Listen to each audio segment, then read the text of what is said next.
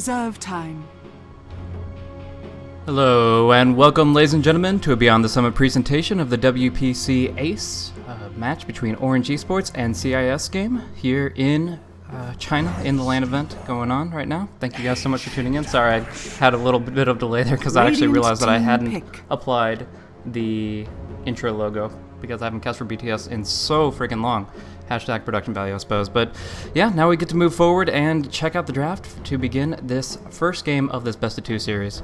Hopefully you guys don't mind me filling in right now. Gods is feeling a little under the weather, and for those of you guys that were spectating earlier, the other guys participating in the NA hub are a little preoccupied at the moment, so you can check that out on BTS2. I believe they're still streaming some awesome couch games, but over here we're going to have some professional Dota. So, looking over at this, Orange played a triple header last night as well, up against multiple teams. They did take a game off LGD, but otherwise did face minimal results. They're going to try to make up for it here in these next 3 series. It is a triple header once again, starting off with Orange versus CIS.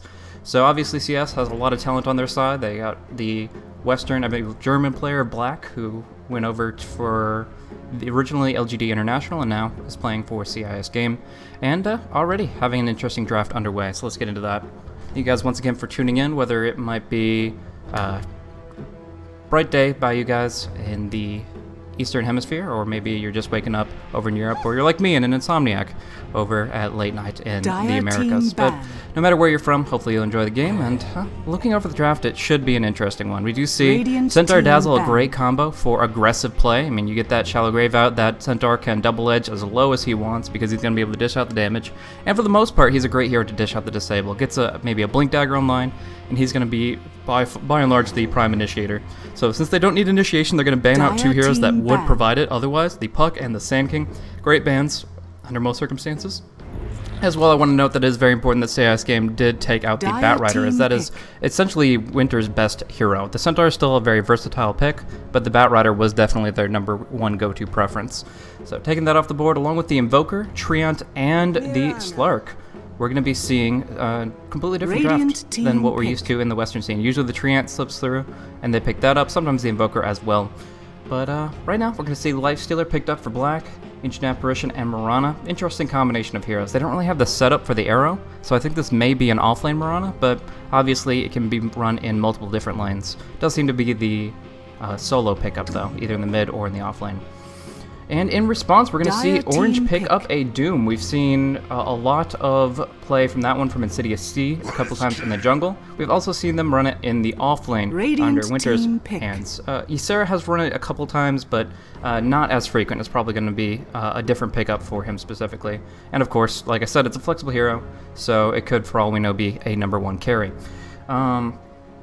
That said, I'm a lot more familiar with Orange's playstyle than I'm with CIS. I usually cast Southeastern Asian Dota, and so obviously they're going to mesh a little bit, these 2 sets of teams, but it's definitely a different metagame between the 2 regions. There's a pretty big lockdown, the Great Firewall of China, and so they draft differently, they play differently, and we'll have to see how that clash occurs.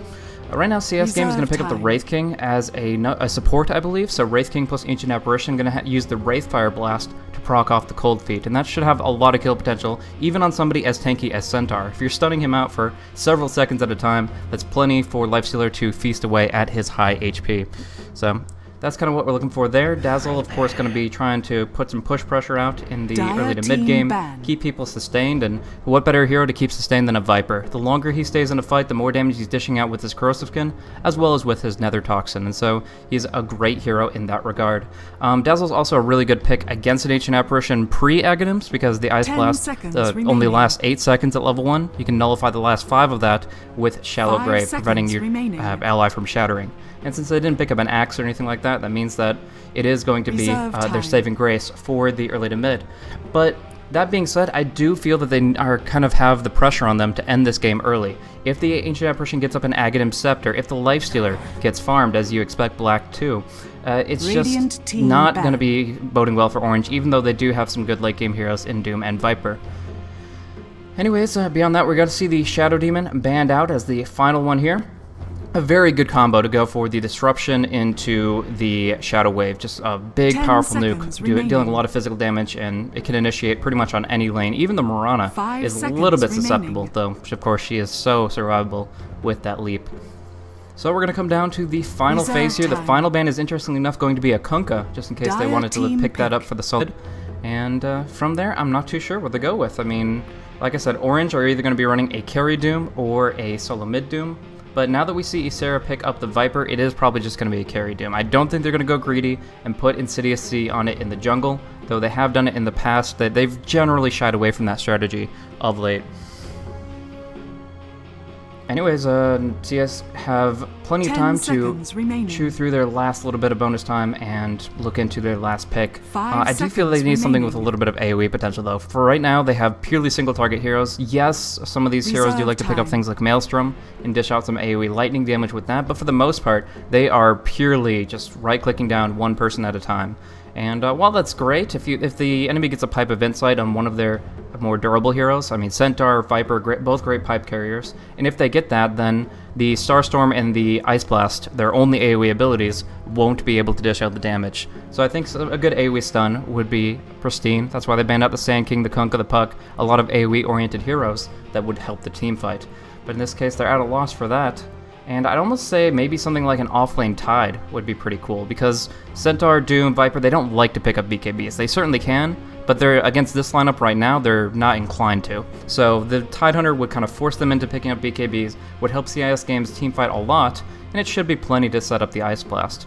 That is, however, one tree that a lot of teams don't bark up. They don't really see enough value in that pick, and we'll have to see what they do take value in these last 30 seconds.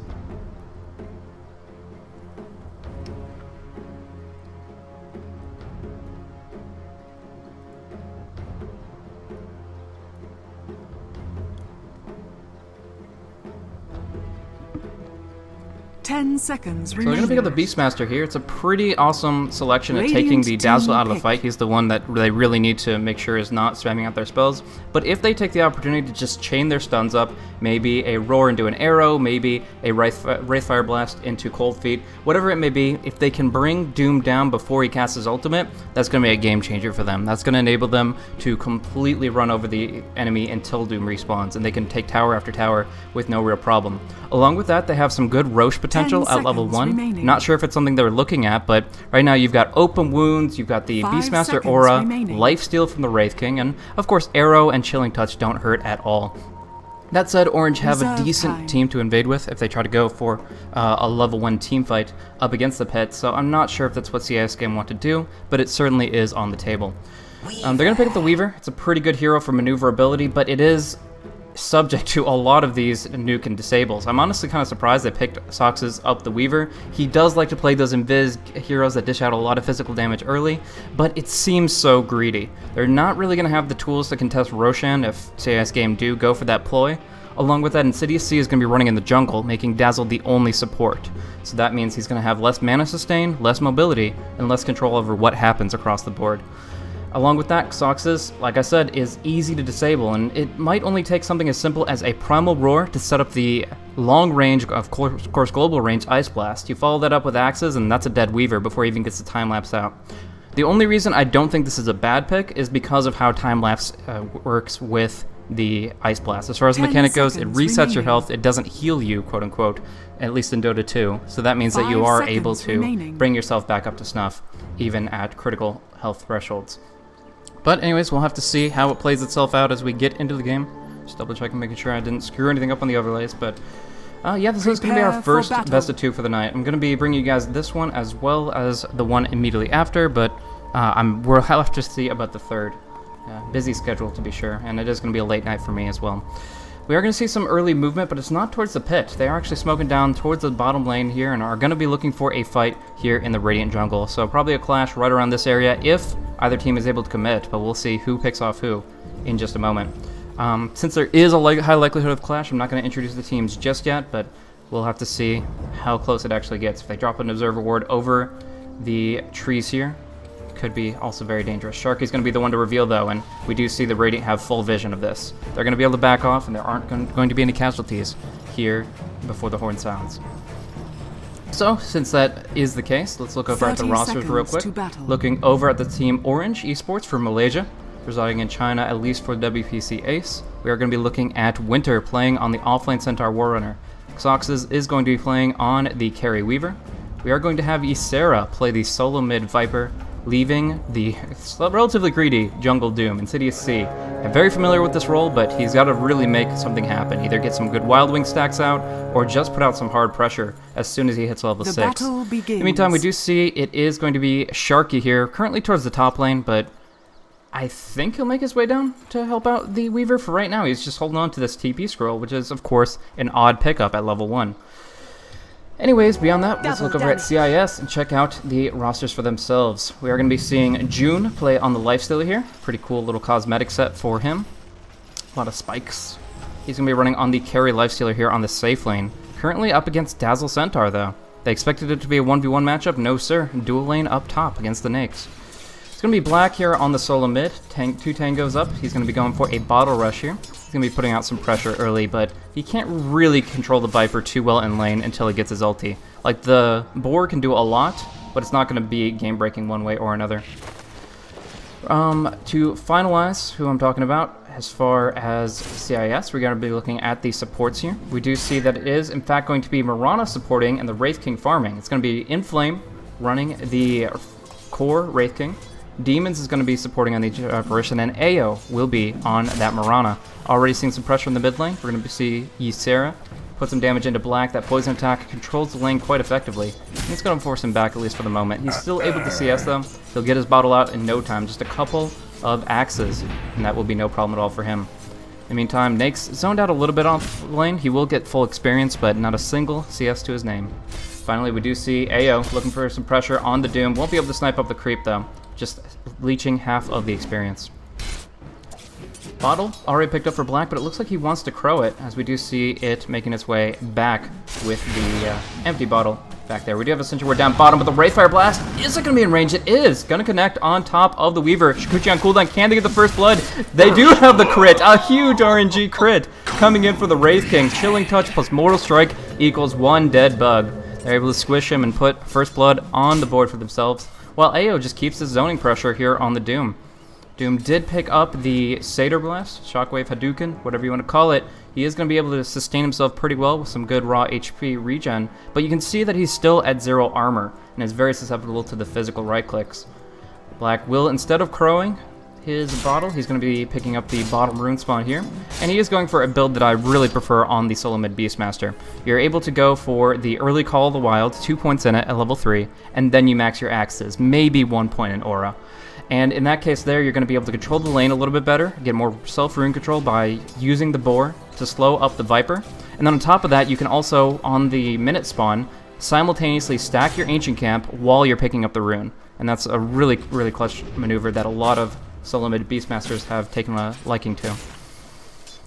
More back and forth between Insidious C and AO, but it looks like it's just going to be slowing down the Doom's farm, and AO's just going to be getting some gradual experience. Still, no lack of pressure here on the bottom lane. XXO gets hit up by that Wraithfire Blast, and he is going to be walking right back into the Sentry. No Shukuchi for you, the last right clicks, and a second death for the Weaver. Just a very difficult position for him. These Sentry Wards, the bane of his existence, and it's almost enough to make him try to rotate away, but there's nowhere to rotate to. The Centaur needs to farm his Blink up top. The Doom, of course, needs to farm in the jungle, and only now is picking up his bottle to try to control this Radiant Western Front. Does have the Hellbear Clap. It looks like AO's going to actually arrow for that and just leap right over the hill here. So, going to be able to clarity up, and it's like none of it ever happened. Just free gold for him. And it's got to be frustrating for Insidious, because that level 6 is going to be delayed most certainly, and he's actually not doing that hot on CS either. He's devouring up enough, so he is going to be finding some GPM, 251, but not exactly what he was looking for. Meantime, AO just keeps on rotating around. He's going to try to cover a rune, but it is going to spawn up top, fortunately in favor of both the Doom and the Viper. We'll see who wants to bottle it up. It looks like it is going to be Sarah, and with that, they can put some control on either of the lanes. They can go up top with the haste rune, they can put pressure back on mid, pretty much whatever their heart desires. It's actually going to be doomed to rotate into the Dire jungle. We'll see how this works out for him, but he's going to be able to devour up the Dark Troll Summoner and immediately spawn out 2 of those baby skeletons. So they could do the job to tank up for him, and he does have a lot of self-sustain in this jungle, but I'm curious to see if AO will respond and try to chase him down. In the meantime, XXO going for some self-pulls. It is a single pull here, but it's a pull nonetheless. He's going to try to pull the Creequilibrium back under the safety of his tier 1 tower. Still, Wraith King completely dominating him in this lane. You look at the level difference. A level 5 Wraith King with 3 in his blast, 2 in his crit, versus the Weaver, who's just barely hitting level 4. Now we see pressure on the top lane. Poison Touch to start it, and they will get the Ensnare. Ensnare goes through Rage, so they can... Oh, they won't be able to get the stun, though. He waits it out. June pauses for the Rage, then open wounds the Centaur, and he's able to walk right underneath them, despite the 3-man pressure. Very good move there, and unfortunately that Winter wasn't initially in range just based on Dazzle's slow.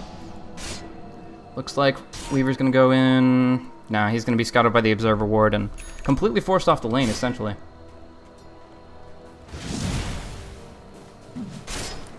So, I'm really not sure where Xoxus is going to get the farm he so desperately needs, because Weaver is not a hero that comes online within the first few minutes, and certainly not without a couple of major items.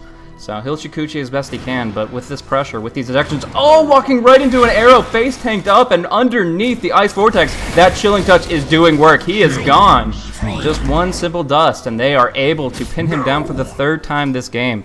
Man, this is not looking good for Orange Esports. They desperately needed at least some farm coming in for the Doom of the Weaver, and neither one of them is getting anything. Now the Viper is doing okay, 30 for 4, but he's not dominating this lane. In fact, Beastmaster is pulling ahead. Now with Arcanes in bottle, now with Roar available, it just gets worse from here. Like that was the best time for Orange to make something happen, and instead they are completely under the control of the opposition. CIS is going to pick up a Midas for the Wraith King. Curious if they go greedy as well and go for a Midas on the Lifestealer, but it really just depends on his farm. Right now, still under pressure. He's not able to CS as much as he'd prefer. AO going to take some hits here. A Hasted Viper might try to put some pressure out, but the rune just expired. So he is not going to be able to pursue, and AO just walks away. Up on the top lane, big damage coming into June, but he'll just go ahead and infest. Now turning it around onto Winter. Sharky has the Shallow Grave. Will have to throw it out here, but gets roared up. They're going to be able to get 2 kills for nil. No, Winter is able to TP at the very least, but at what cost? They lose Dazzle, the Centaur, forced back to base, and he's still 600 gold off of that blink, and even more if he has to buy another TP scroll. Still better than losing both heroes. He is able to take advantage of that Shallow Grave. Now Weaver under some pressure. They dust him. Of course, can't time-lapse out of it at only level 4. The last right-click comes through, and Wraith King is just dominating right now. Sharky right in the thick of things. He TP's in, but now they're going to have Ysera do some damage. No mana for Reincarnate, so he's going to get a double. Inflame gets a double. Ysera answers back, and they finally put some points on the board for Orange Esports. Giving some solo FaceTime, 1v1 between the Lifestealer and the Centaur, but he's not even willing to use his double edge because of the fact that Lifestealer has this 2-level advantage. It's actually a pretty brutal position to be in, and now he can't even maneuver against these phase boots.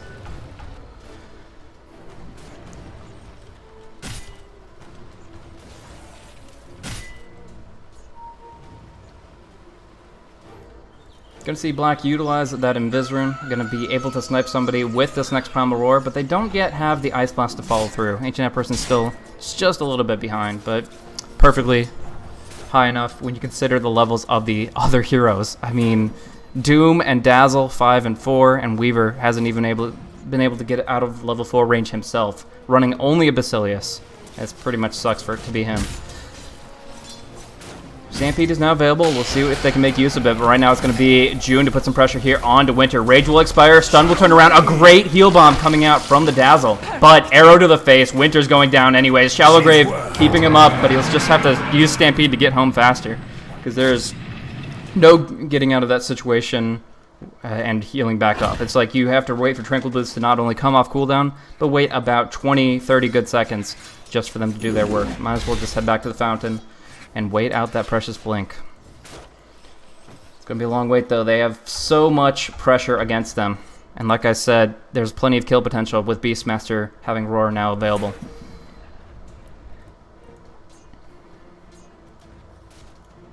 Man, AO has been on the ball with these arrows, just controlling the map, whether it be in the enemy jungle, on the top lane, all across the map. He is the one making the plays happen and setting kills up. As you can see, he's gotten 2 assists for himself, and of course, the mass amount of detection against the solo Weaver doesn't hurt either.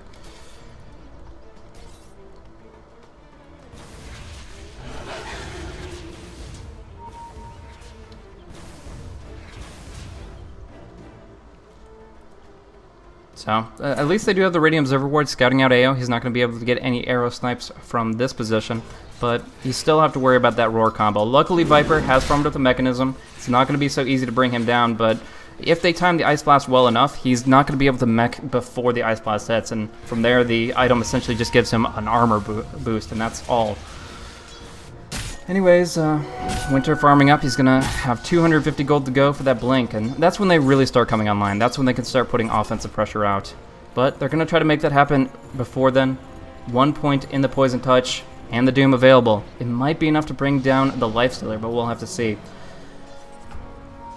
No TP on the Wraith King or the Ancient Apparition, but I'm sure he intends to Ice Blast very shortly. Doom will come out after the Ensnare. Is it enough to bring down June, or is he just going to get denied by AO? One single right click? No. They're going to go for the level death and bring him down, force a leap away while a dive occurs down bottom. Winter going for the TP away. The Stampede helped his allies, and it got him out. He fog juked as much as he could, and now Demons is the one under the gun. Hit by the Viper Strike, he's already dead, and Inflamed will have to abandon him. This is going to be 4 kills on the board for Orange, and what will look to be a completely lost game is turned it back, not necessarily in their favor, but they've certainly stopped the bleeding. Now, Chikuchi and the Ensnare onto AO. He is a dead man as well. They're going to be able to put pressure on this tier 1, and what's the Lifestealer going to do? Like, he's almost got his drums, and he right-clicks very hard, but that's just it. He doesn't have the follow-up disable. That's where Black needs to be. We've seen only 1 roar this game. It was an effective kill on Dazzle, but they need more.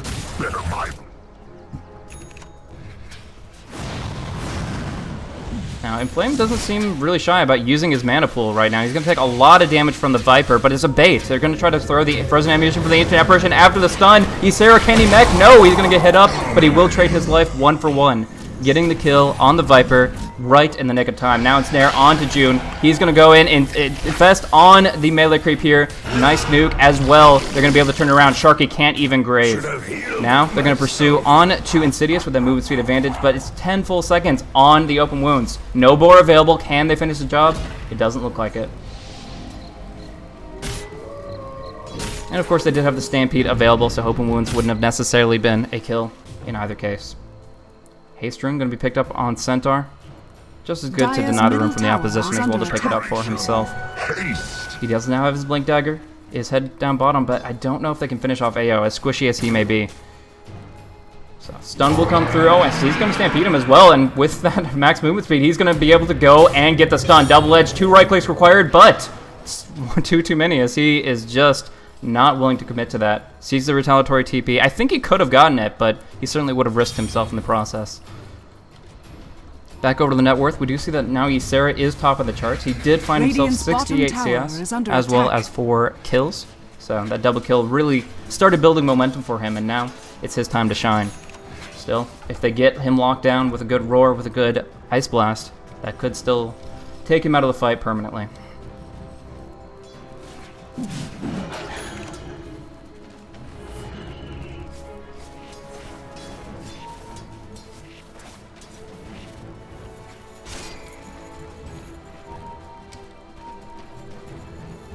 Dire's top tower is under attack. Looking out for the early drafts, we do see 2,500 in favor of CIS as well. Pretty much the same thing in the experience department. As far as towers go, none have fallen just yet, but of course we do see a lot of pressure having been put on the bottom tier 1 for the Radiant, and I don't think they've really countered with that much pressure. Like, Ysera hasn't really hit anything in mid, and the top lane has been quite a wash as well. So, yeah, CIS are leading on tower damage, but that's not a kill. And of course there is still the fortification available, and there's just the general lack of push potential from CIS. They've got the Beastmaster Roar, and that's probably their best push mechanism, because otherwise they're pretty much needing to win a fight, get 2 or 3 kills in order to put any permanent damage on Orange's structures. And this is a game where Orange are happy to turtle. Yes, like I said, there is a lot of potential for June to just farm up a Storm and be a really impactful mid to late game hero, but at the same time, if they could just wait it out, get Doom to a position where he's actually a fighting force, get Weaver a couple items, he's going to be a lot happier. And speaking of, he's going to be going for a Midas. This slows down his next item pickup, but it will, in general, speed up the one that follows after that. He is looking for the long con, the golden experience advantage that he'll be able to acquire. Meanwhile, on top lane, some pressure coming into the tower. Wraith King has both Midas and Blink, and although he won't hit that hard because of those items providing absolutely nothing as far as damage or survivability goes, he is going to be able to maneuver very effectively. Radiant's top tower he is can jump under out attack. of his first reincarnation. He can jump in to get a good stun off, and they certainly do have the follow-through. Tier 1 tower going to drop down. It was a gradual process, but they make it happen. Meanwhile, the flank on mid, Ysera pinpricking away at that while they drop the ward behind enemy lines. Ooh, June in a bad spot. They will immediately doom him up, but do they have enough to pin him down after the fact? They do see him. Rage is expired. They blink the stomp, but they have to stampede. Where's the detection? Double sentry. Now he's still underneath it. Roar comes out on Winter, but Lifestealer takes the hits. Nice arrow as well. Ice Blast onto 3. June is still going to fall here. No! He gets healed up for a moment, but now they have to TP home at risk of shattering. Shallow Grave comes out on the Dazzle. It looks like they've all gotten out. Wow, what great usage of TP, and unfortunate that CIS didn't have any stuns. They popped the arrow and the Roar pretty early to keep Lifestealer up as long as they did, but in the end, they aren't able to cancel a single TP, and Orange worked out a 1 for 0.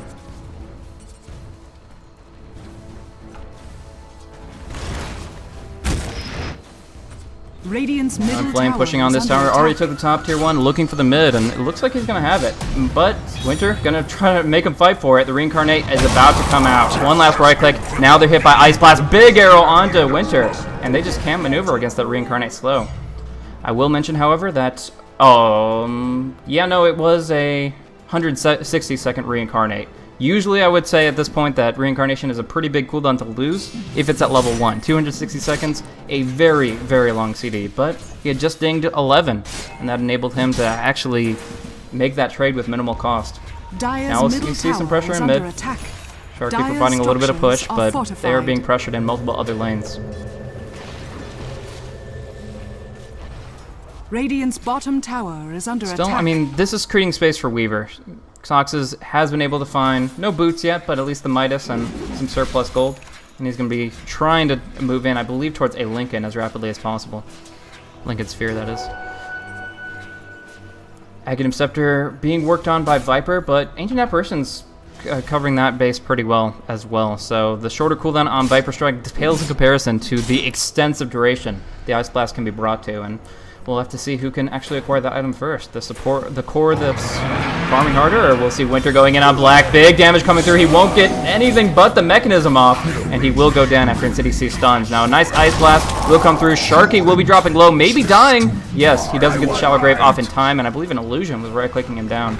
So, costly, but they'll just mech. Oh, they already mech. Never mind. I was going to say they'll mech right after the Ice Blast, but it is on CD, and they're just going to go for the good old hard push on the front lines while this weave is still active. Now in some peril, though. Up on top lane, we're going to see some pressure here. Demons TPing away. Sox has wanted that kill badly, but just doesn't have the damage for it. Either way, forces back Ancient Apparition. He's going to be having a predictable Ice Blast path right down the middle lane. Invisibility. In the meantime, Inflame could be in some trouble. This is an Invis Centaur. Some good right clicks can come in from XXO, but Ice Blast first. Blink Stun could be... No. Going to be disjointed by Invis. Oh, Tier 1 tower going to be denied by Mirana, and Ysera puts himself in a rough spot as well. Fortunately, has plenty of allies right nearby. Blink Doom has both the Centaur Stomp as well as his ultimate available. But now in a very aggressive position, Winter's going in ham, but Ayo leaps out. They actually gets hit, but he's still able to put himself in a secure position. So right now we have Inflame just farming up on the top lane. Maybe going for the Western Dodo Radiance Blade Mail, or maybe something a little more traditional like an Armlet or Desolator. But either way, he's going to be able to make his impact as long as he just keeps farming away. And, you know, Orange still aren't picking up any towers. They got the denied on the Tier 1 mid, and that's not obviously what they were looking for. So the gold advantage maintains in CIS's hands. Smoke will come through, though. They have a huge amount of teamfight potential with all these disables, with this Ice Blast. We'll see if they can make something happen. Probably using June as bait. The Beastmaster can mech him up. Radiant's middle tower is under attack. But it all comes down to positioning. Right now the Hawk is scouting for them. Lifesteal will take the free tower. Thank you, sir. May I have another? And the pressure will come in from CIS, looking for blood down on the bottom lane. Ysera's pretty secure here with a lot of effective HP and, of course, the tower to reinforce him. Black looks to be going for an Aghanim Scepter as well. Aghanim City is going to be pretty much the name of the game. Not for just 6.81, but for this game as a whole. We're going to see at least 3 this game. Now we're going to see Inflame blinking in behind the tower. Big damage on Ysera. That Hawk Scout is going to set them up very nicely. He still gets the mech off right before the Ice Blast, but can Sharky keep him up? No, the Roar comes out. He's dropping very low. Shatter is going to happen, and Sharky graves himself. Now going to see the Doom onto June, but he's still up high enough that he won't be dropping. Instead, it's going to be Demons to be stunned out, and he will fall to the Weaver. In the meantime, Reincarnate is popped by Inflame. He was able to kill off Dazzle on the back end, but now is under some pressure here. Weaver takes a hit, but has his time lapse. Is the arrow enough to bring him down? Needs a couple right clicks, won't have it. The time lapse brings him back up to full. Weaver looking to pursue, but the disables are coming back off cooldown, and it's going to be on Insidious C. He gets immediately destroyed. Winter goes in for a great 3-man stomp double edge, but puts himself low enough that it's a couple of right clicks away from his death. Soctus is able to drop the Shikuchi, should be able to retreat out fine, but at serious cost to his team. You look at it, they just lost several heroes, a total of, I believe, 4, and then the quick respawn of Dazzle doesn't really give them any benefit. They're going to lose out on this tier 1 very shortly, unless they choose to commit very hard to it. I mean, like, they don't have the Doom for 38 seconds. They use the Stampede. This tower should fall, by all rights. Radiant's bottom tower is under attack. So we're going to see Sange and Yasha coming out for Lifestealer soon. Right now the Sange is on the courier. Could technically go for the Halberd. It's really good against a Weaver that is not going to have a BKB for a very long time if he picks one up at all. But it just depends on how much utility compared to how much front-loaded damage he actually wants. Because Rayscar Lifestealer, of course, gets a lot more face time with his opponents, but I do think they have enough stuns. They have the Roar, they have the Arrow, they have so many ways to lock the opponent in place that if he wanted to go for Halberd for the effective HP, for the utility, he doesn't necessarily need all that move speed. So it's fun to watch. Not going to go for Roche yet, kind of surprising to me, but they don't have any negative armor just yet. Just the 2 points in Inner Beast to speed their way there. In the meantime, right now, Orange are severely on the defensive, and they're going to have to make a really good play happen if they're going to put themselves back in the driver's seat. Like, we've seen some good movement from Insidious with this Doom, but he is still level 9. He's only been able to assist on 2 kills and find 3 of his own. And I think they need to move together. Winter and Insidious C get one good right-clicker to follow through. Any one of them will do. And they should be able to find the kill, but they're not going to do that until Ysera finishes Axe. Invisibility. Armlet will come out for Inflame. Pretty standard pickup for him. It's going to be able to allow him to do crazy amounts of physical damage, and of course, he can Armlet toggle it on at low HP values. Now they're going to go in for the Roche. Better late than never. They're going to be able to even go for the open wounds in just a moment. Now they don't really need the open wounds because they're already full life from this Vampiric Aura, but it's just a common tool to make sure that it's a very efficient kill. Anyways, Winter comes in. He might go for an Aegis Snatch. He is Invis, and I don't think they have detection. This could be for the Snatch of the Century if he can blink out after it, but we'll see. Right now going in, the Stomp. No Lifesteal's going to get it. June immediately picks it up and jumps inside the Wraith King, who has the blink to bring him to the right place. The only thing going the way of Orange is this Aghanim Scepter on Viper, and it's not going to do too much if they get scouted out by this Hawk. Blink Initiation by Inflame, but can't find anybody just yet. He's diving under the tower. You got to know what's inside this guy at this point. Not only can you see through his rib cage, but he is just a little bit showing too much moxie. Back over to net worth, we do see he's topping the charts at 10.2k, followed by the man inside, 8,800 on the Lifestealer.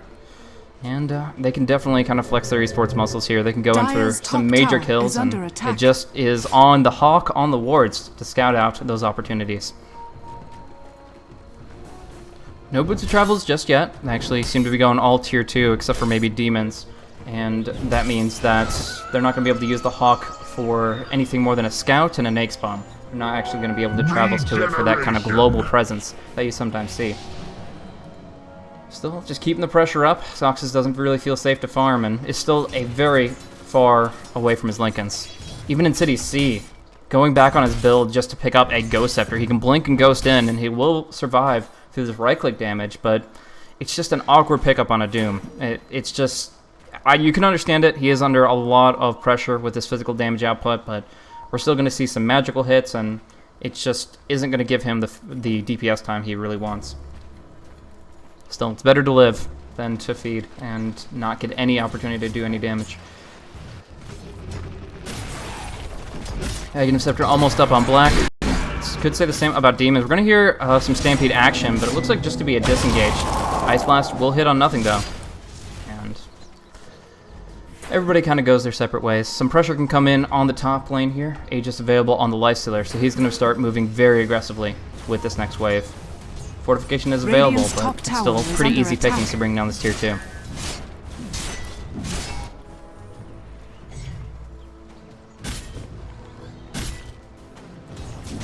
Also an interesting skill build here on Insidious C, going in for max level death. It essentially makes it so the coefficient for getting the max bonus damage is going to be at level 3 or level 25. So we see that right now susceptible heroes are the Wraith King, but no one else. When they move in towards that level 12 for Mirana and AA, and level 15 for Lifestealer and Beastmaster, that's when they're going to be in the most danger of those hard nukes. Ancient Apparition going to pick up the Aghanim Scepter though, and that's just so much more threatening as a whole. Like, he could sit in Fountain and still contribute more than almost any hero Orange brings right now. And it's just because that ultimate is so damn good. Even at rank 1, it's still going to be lasting the full duration, which I believe is 17 seconds. I might have forgotten that, but not a big deal. It's a very freaking long duration. It means that Dazzle's Shallow Grave is just a way to delay the inevitable. It won't be saving anyone, and you can say the same about the Shadow Wave. It actually only does damage when you're just healing targets that are afflicted by Ice Blast. We will see an attempt to fish for arrows, but we are looking at Soxus hiding out in the tree line to the east and TPing out safely.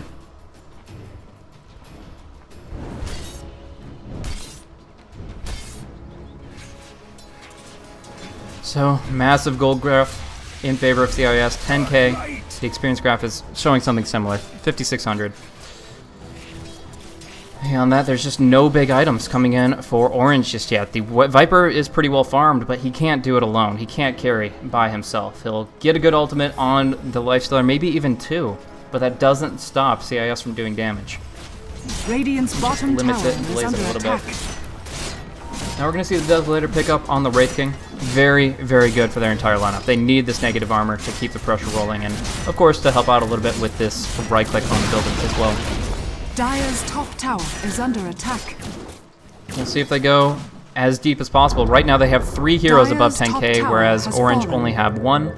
They do miss out on the opportunity to defend against the tier 1 push on top, but they take the tier 2 in return.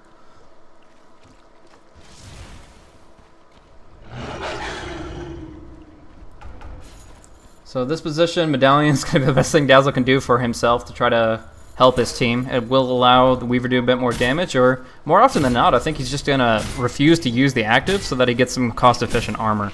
But if you're going to go that route, I guess other things like the Basilius Aura, if they don't have it already. Let's see. No, they do have the Aquila. Vlad's obviously is a little stronger than that, but not worth the cost commitment compared to something like the Force Staff. Radiant's middle tower So Medallion it is for the time being.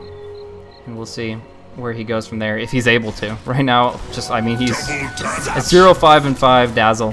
He's seen the creep waves a handful of times, but only has killed 16 of them personally. He's just under the gun so hard, and at best, this Medallion defensively counteracts Inflame's Desolator. Now with a DD rune, maxed out crit, this level 16 Wraith King has no bars health, and he's going to go hard on Ysera. Look at that crit! Look at that damage! And with the Ice Blast, Ysera's a dead man walking. We'll throw out the ultimate here, I believe, not even getting the chance. And Inflame will take a couple big hits.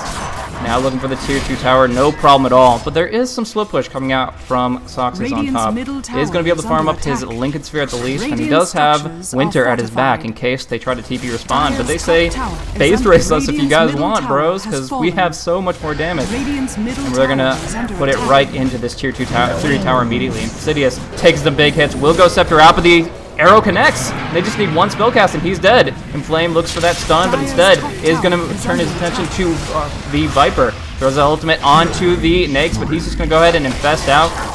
They lose nothing, and they get Ysera once again. Inflame going to drop low, get smacked up. Even Armlet toggle once. It's going to be enough. They take the tier 3. The retreat was forced out. This tier 2 not going to be falling anytime soon. And they're going for the racks. First the range. Easy pickings, but Winter has something to say about that. Will pop the Reincarnate immediately. But with Stampede on CD, he's not getting out of here anytime soon. Shallow Grave delays it, but he still will fall. And Sharky, big damage coming in against him. And he will drop down as well. But that is a second kill onto Wraith King. Rip in peace, bro. He is gone. He does have buyback available, but not really willing to commit it for something as simple as the easy range racks. And of course, he doesn't have BOTs yet. They're going to be just throwing out the Roar, Ice Blast onto Socks, and they're going to be able to get a nice kill. However, June is doomed up. He's going to have to be healed in order to walk away from this. Now, again, it is a low level of Doom. June will persist, and they will take these racks.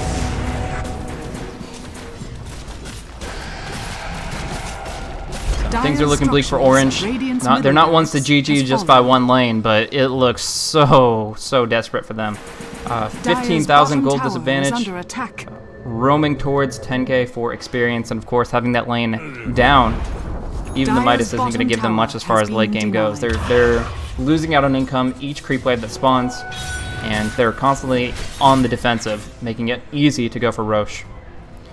Now, since the Roche timer is extremely new, I'll highlight it real quick. Essentially, at this mark here, we see how much Roche time is remaining between these next 3 minutes. So in about 10 seconds time, it's gonna tick over, and we're gonna see a dot appear. That's gonna show us exactly when Roche time's gonna respawn.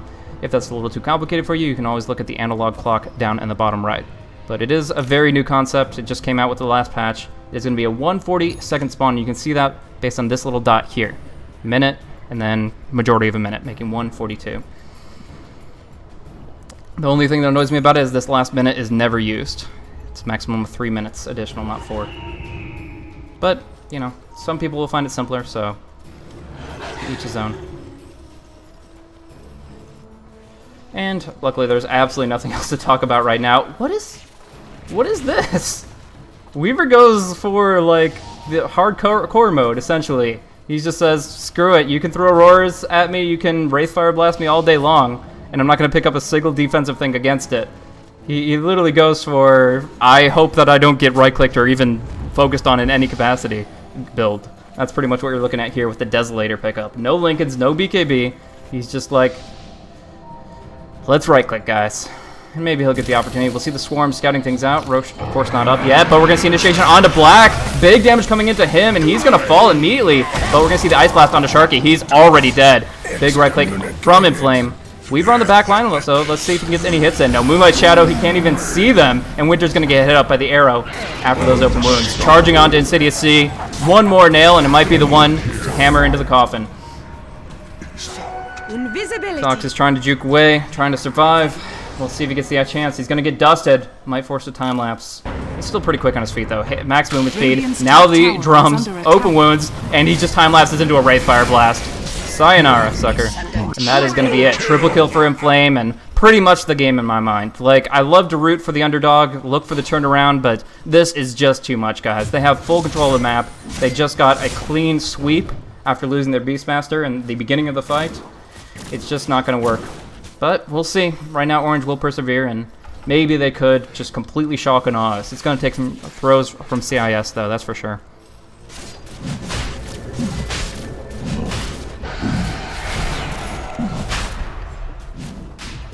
Roche going down slowly. Pretty easy pickings, though. Still only 33 minutes in the game, so he hasn't upgraded that much, and actually he's sitting at only 2 armor with Desolator active. And of course, there's nothing that Orange can do. They don't have a bat, they don't have Ancient Apparition, they don't have any kind of team fight. So they are just going to let it fall, and the Aegis will go to the Wraith King. That's right, this guy is never freaking dying. That's a 3-life Wraith King. He's pretty much playing hacks at this point. Just keeps on respawning, keeps on fighting. And hell, if he loses puts Reincarnate on cooldown, then 30 seconds later loses the Aegis, and then 30 seconds later dies again, that's a 4th life for him. Like, why the heck not? And of course, why not? He'll have buyback, most likely. He is so farmed, though he did buy out for the Abyssal at this stage. And that's going to just give them the lockdown they need to seal the deal. Radiant's Weaver, like I bottom said, tower has no is way under to attack. nullify those hard Radiant lockdown spells, so structures are as long as they can fortified. detect him, he's gone. And in fact, they're going to go on Winter. Big crit coming out. He does actually mini stun from the Doom to cancel out Inflame's last auto attack, but he still will fall. Now Black blinking in. Great roar into Insidious C. Looks to fall. Now the Ancient Apparition ultimate going to guarantee it. And Abyssal onto Weaver. He's gone as well to remain. Buyback from the Doom, but GG is called. It's already too late, and that is going to be the game. Last look at the graphs, 20,000 as well as 17,000 in experience. And that is going to be Game 1's victory for CIS. Easy Rares, you guys are betting on them. They are doing really well right now, but it's not over yet. This is a best of 2, so if you bet on them, you have to see them win the second time around. As far as I know, I think this way works for best of 2s in Dota 2 lines, that you can bet on for a draw. I know it works that way on Ghost of Gamers and other sites, but if they go for the draw, 1-for-1, Orange can at least draw even from this matchup and get some points out of the match.